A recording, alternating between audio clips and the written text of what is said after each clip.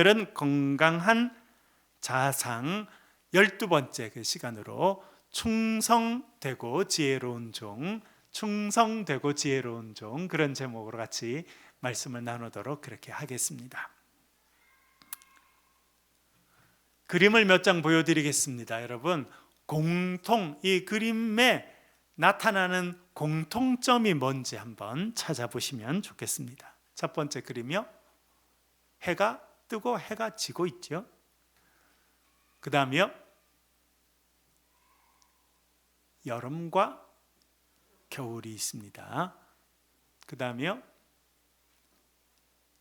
낮과 밤이 있죠. 그 다음에는요, 지킬 박사와 하이드 시 소설의 첫 부분입니다. 그림 내려주시고요. 공통점이 무엇입니까? 그리고 생각나는 대로 말씀 한번 해보세요. 공통점, 이 4개 그림의 공통점이 무엇입니까? 대조되는 것이 있다는 겁니다. 아침에 해가 뜨지만 저녁에는 해가 지게 돼 있습니다. 더운 여름이 있지만 추운 겨울이 있습니다. 해가 떠 있는 낮이 있지만 달이 뜨는 밤이 있습니다. 선한 지킬 박사가 있지만 그 안에 악한 하이드 씨가 같이 있습니다. 우리 삶에는 이렇게 대조되는 것이 있습니다. 생명이 있고 죽음이 있습니다. 빛이 있으면 뭐가 있습니까? 어둠이 있습니다. 물이 있으면 불이 있습니다. 선이 있으면 악이 있습니다. 더운 것이 있으면 차가운 게 있습니다. 슬픔이 있지만 기쁨이 있고, 증오가 있지만 사랑이 있습니다. 이렇게 대조되는 것이 우리의 삶의 가장 기본과 근본을 형성하고 있습니다. 그래서 이것을 우리 동양에서도 오랫동안 깨달았습니다. 그래서 그것을 뭐라고 표현했냐면 음과 양으로 표현했습니다. 서구 철학 중에서는 구조주의 철학이라고 하는 것이 있는데, 그 구조주의 철학에서는 이것을 뭐라 말하냐면 이항대립이라고 표현했습니다. 이항대립, 영어로는 binary opposition. 선과 악, 이렇게 이항, 전혀 다른 두 개가 대립하면서 존재한다. 그것이 우리의 삶의 기본을 이룬다라고 하는 그런 이해입니다. 모세도 이렇게 두 가지 대조되는 것을 우리에게 이야기했습니다. 신명기 30장 19절 같이 읽어보겠습니다. 같이 읽겠습니다. 시작. 생명과 사망과 복과 저주를 내 앞에 두었은즉 너와 내 자손이 살기 위하여 생명을 택하고. 아멘. 뭐가 있다는 것입니까? 생명과 사망이 누구 앞에 있어요? 우리 앞에 있다. 복과 저주가 우리 앞에 있다, 그렇게 이야기했습니다. 그리고 너희들이 그것을 선택해야 된다 말합니다. 그래서 살기 위해서 뭘 선택하라고 말합니까? 생명을 선택하고 복을 선택하라, 그렇게 모세가 이야기했습니다. 오늘 읽은 본문 말씀에도 두 가지의 대조가 등장합니다. 이 대조는 지혜롭고 충성된 종과 악하고 우둔한 종의 모습으로 드러납니다. 오늘 읽은 본문은 마태복음 24장입니다. 마태복음 24장은 이 땅에 있을 종말에 관한 이야기입니다. 하루는 제자들이 예수님을 찾아왔습니다. 그리고 예수님께 여쭤봅니다. 주님, 종말의 때 세상의 마지막에는 어떤 일이 있겠습니까? 예수님께서 이렇게 말씀합니다. 5절 같이 읽겠습니다. 같이 읽겠습니다. 시작. 나는 그리스도라 하여 많은 사람을 미혹하리라. 아멘. 많은 사람이 와서 자기를 누구라고 소개한다고요? 자기를 그리스도라고, 메시아라고 소개한다는 거예요. 그래서 수많은 사람들을 유혹한다는 겁니다. 한국이 대표적인 나라예요. 여기 청도에 가면 신천지 성지가 있습니다. 하루에 2,000명, 3,000명씩 그 동네를 방문합니다. 이만희가 태어난 곳이라고 그렇게 방문합니다. 이만희는 자신을 보혜사라, 성령이라 그렇게 말합니다. 여기 우리 교회, 여기 수성구 쪽에서 우리 교회 오다 보면 오른쪽에 하나님의 교회라고 간판을 붙인 데가 있습니다. 거기는 안산홍이라고 하는 사람을 하나님으로 섬기고 살고 있는데, 거기도 세례를 줍니다. 우리도 세례를 주는데, 세례 문구는 이렇게 세례를 줍니다. 이렇게 물을 딱 올리고는 성부 하나님과 성자 예수님과 성령 안산홍의 이름으로 세례를 주노라. 대단하죠. 더 대단한 거는 그 사람들은 주일날 예배 안 드리고 토요일날 드립니다. 그래서 어제 제가 교회 오다 보니까 꽉 차 있더라고, 주차장에. 가장 빨리 대구에서 가장 빨리 성장하는 데는 안산홍 집단입니다. 교회가 가장 빨리 생기고 있습니다. 11년 전 우리나라 전체를 뒤흔든 너무나 충격적인 일이 있었습니다. 2014년 4월 18일 안산에 있는 단원 고등학교 학생 325명과 교사 14명이 수학여행을 떠났습니다. 제주도로 가던 중이었습니다. 세월호라고 하는 배를 타고 있었습니다. 그 배는 진도 근처에서 아침에 침몰합니다. 너무나 충격적인 장면이 생생하게 전국에 방송이 되었습니다. 이 세월호라고 하는 배의 실소유주는 유병언이라는 사람입니다. 요 청도, 요 경산 이쪽 사람입니다. 구원파의 교주입니다. 그는 딕욕이라고 하는 자격이 없는 미국에서 온 선교사의 지침을 받고 가르침을 받고 그는 확신하게 됩니다. 그래서 구원파를 시작하게 되는데, 구원파는 한 번 구원받으면 그 구원은 절대 무효되지 않는다. 그리고 한 번 구원을 받으면 네가 무슨 짓을 해도 죄가 되지 않는다라고 가르칩니다. 그래서 무슨 짓을 해도 죄가 안 된다고 스스로 생각하기 때문에 이 사람들이 기업을 경영하면 양심 없는 짓을 마음껏 하고 지냅니다. 세모 스쿠알렌을 비롯해서 엄청난 사업을 시작했고, 그 중에 하나가 세월호라고 하는 그런 많은 페리를 운영하게 됩니다. 그 결과 이 구원파라고 하는 그런 대부분의 종교에서, 대부분의 교단에서 이단이라고 했던 그것을 확신하고 있던 사람들, 여러분 보셨죠? 그 선장님 혼자 도망치는 거 보셨죠? 다 구원파 사람들이에요. 종교라고 하는 이름이 있지만 그것이 잘못된 가르침에 유혹되면 엄청난 파장을 나라에 끼칠 수 있다고 하는 것을 증명한, 보여준 너무나 안타까운 그런 사건이었습니다. 세상은 여전히 우리를 미혹하고 수많은 사람들은 여전히 그 미혹에 넘어가고 있습니다. 이런 종말의 때 우리가 해야 할 일이 있습니다. 42절은 이렇게 말합니다. 읽어보겠습니다. 시작. 그러므로 깨어 있으라. 어느 날에 너희 주가 임할는지 너희가 알지 못함이니라. 아멘. 우리 보고 뭘 하라고 성경 말씀합니까?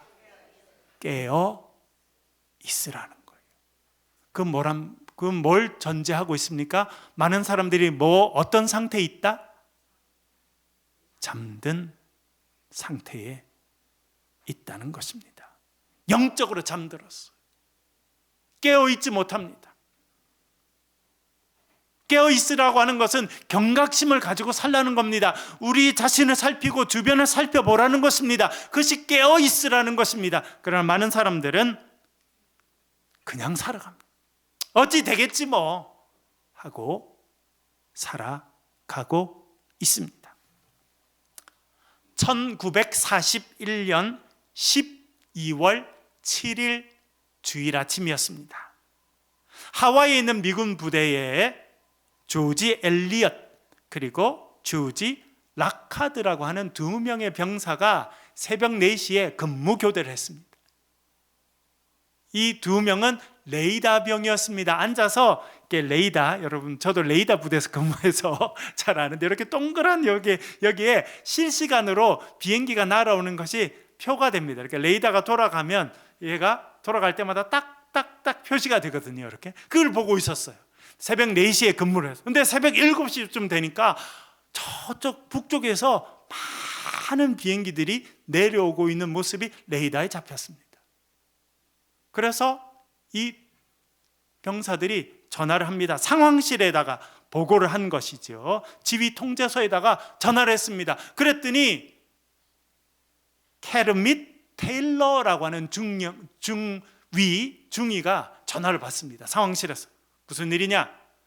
레이더에 보니까 비정상적으로 많은 비행기들이 지금 남쪽으로 내려오고 있는 모습이 레이더에 잡힙니다. 걱정하지 마. 미국 본토에서 하와이로 오는 편대야. 오늘 B-17이라고 하는 편대가 날라오기로 했거든. 그거니까 그걸까 신경 쓰지 마. 그러고 끊었습니다. 물론 편대가 오기로 돼 있었지만 그러면 이 중위는 본부에다 전화를 해서 미국 캘리포니아에서 B-17 편대가 출발을 해서 오고 있는지를 확인했어야 했습니다. 그러나 그러겠지 뭐, 온다고 했는데 그걸 거야 라고 하고 앉아 있습니다. 그리고 55분이 지납니다. 7시 55분 그들의 머리 위로 지옥의 포탄이 쏟아졌습니다. 일본의 진주만 공습이 시작된 것입니다. 깨어 있어야 합니다. 그러나 많은 사람들은 영적으로 잠든 상태에 있습니다. 우리 교인들도 깨어 있어야 합니다. 우리도 깨어 있어야 하는데 그냥 되겠지 뭐. 이때까지 그렇게 살아온 거 뭐. 그렇게 종말의 때를 살아간다는 거예요. 그렇게 살다가 갑자기 정신 차려서 사람들이 성경 공부를 시작하면 신천지에 끌려가 있고, 젊은 애들이 교회 안 다니다가 대학 다니다가 갑자기 어디 가자 그러면 이만희한테 끌려가 있고 JMS한테 끌려가 있고 처참한 인생을 살고 있는 것이 이 땅의 현실이에요. 여러분 자녀는 괜찮습니까? 제가 전에 교회에 있을 때 오늘 집사님 부부 찾아오셨어요. 딸이 우리나라에서 가장 좋은 대학 중에 하나 다녔습니다. 그러나 알고 보니까 신천지에 넘어가서 어떻게 했는지 아시죠? 엄마가 직장 그만두고 그 딸을 구출하기 위해서 하고, 아빠도 직장 그만두고 온 가족이 그 아이 하나 구출하겠다고 다 매달렸어요.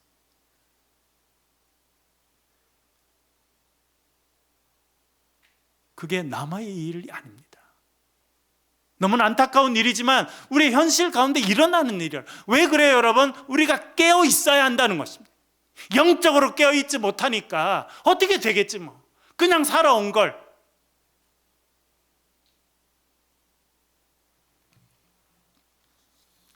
여러분, 우리가 이번 한 주간 고난 주간을 지나면서 기도하면서 우리는 다시 한번 영적으로 좀 깨어나려고 합니다.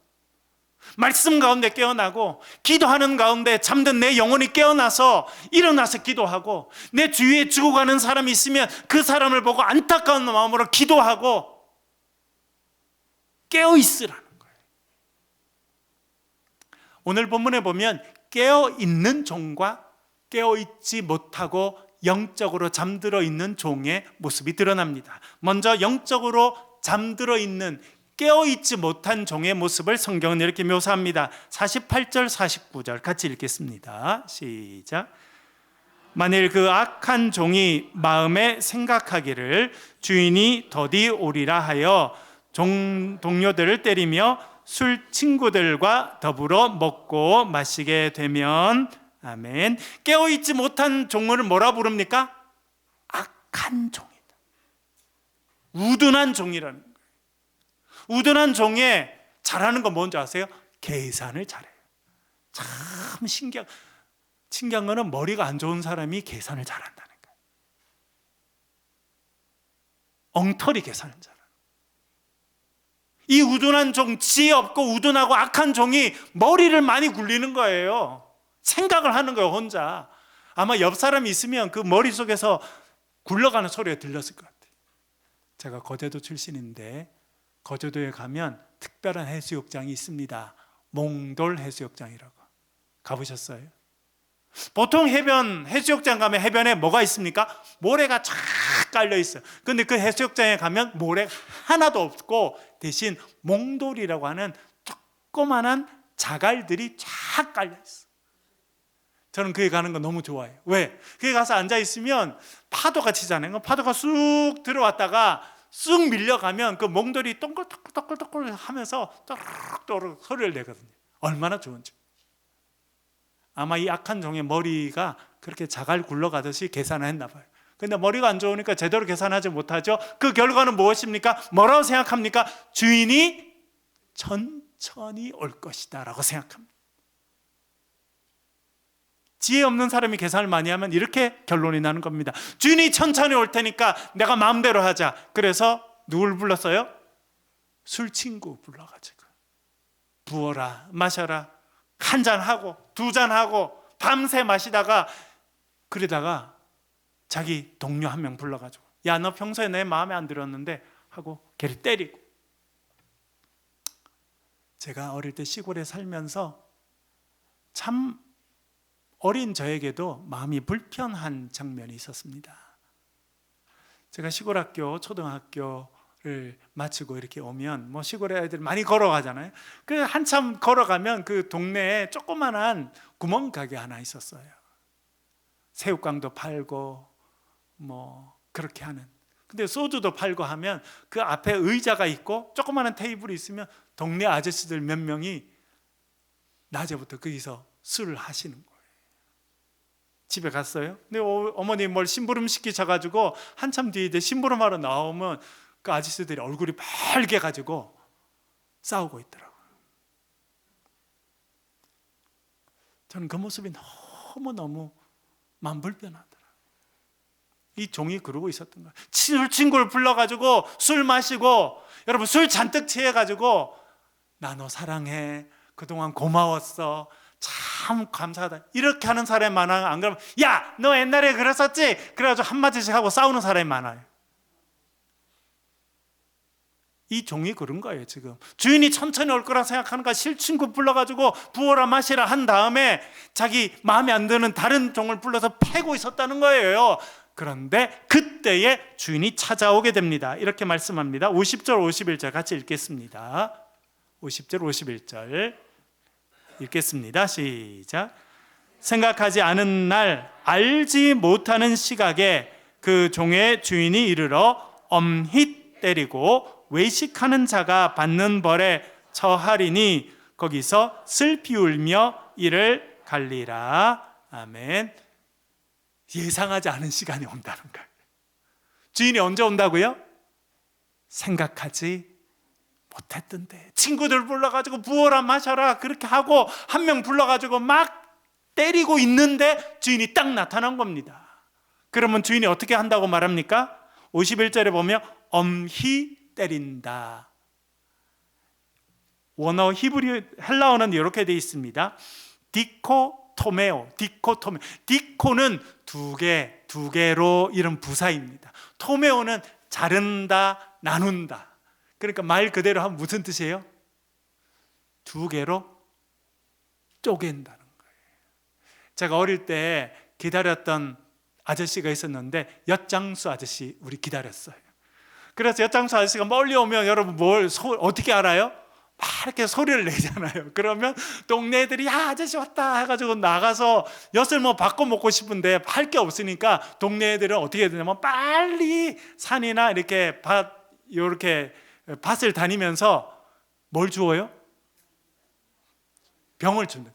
옛날에 아저씨들이 그냥 농사하고 이렇게 하고 먹고 술병을 아무 데나 버려가지고 가면 술병을 줄 수 있어요. 그러면 술병 이런 거 하나씩 주워가지고, 그래서 내가 하나 줍고 네가 하나 줍고 이렇게 해서 가면 아저씨가 술병 하나씩 이렇게 주워서 갖다 주면 2개 주면 좋은데 하나밖에 안 줘.